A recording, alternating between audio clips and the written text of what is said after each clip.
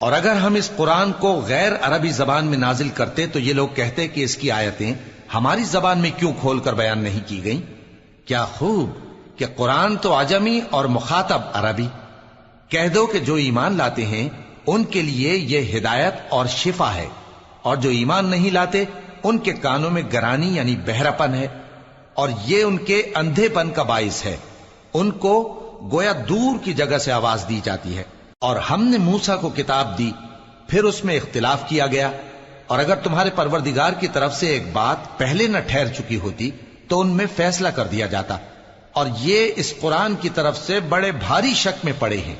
جو نیک کام کرے گا تو اپنے لیے، اور جو برے کام کرے گا تو ان کا ضرر اسی کو ہوگا، اور تمہارا پروردگار بندوں پر ظلم کرنے والا نہیں۔ قیامت کے علم کا حوالہ اسی کی طرف دیا جاتا ہے، یعنی قیامت کا علم اسی کو ہے، اور نہ تو پھل غلافوں سے نکلتے ہیں، اور نہ کوئی مادہ حاملہ ہوتی ہے، اور نہ جنتی ہے، مگر اس کے علم سے۔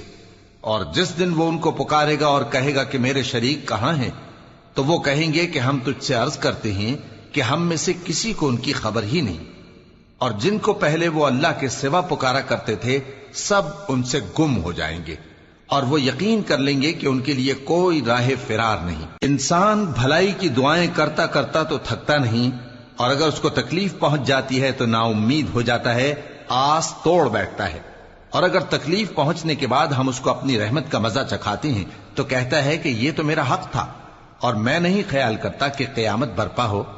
اور اگر قیامت سچ مچ ہو بھی اور میں اپنے پروردگار کی طرف لوٹایا بھی جاؤں تو میرے لیے اس کے ہاں بھی خوشحالی ہوگی۔ پس کافر جو کچھ کیا کرتے ہیں وہ ہم ضرور ان کو جتائیں گے اور ان کو سخت عذاب کا مزہ چکھائیں گے۔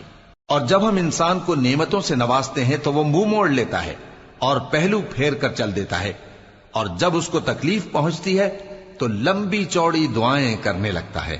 کہو کہ بھلا دیکھو تو اگر یہ قرآن اللہ کی طرف سے ہو پھر بھی تم اس سے انکار کرو تو اس سے بڑھ کر کون گمراہ ہے جو حق کی مخالفت میں دور نکل گیا ہو۔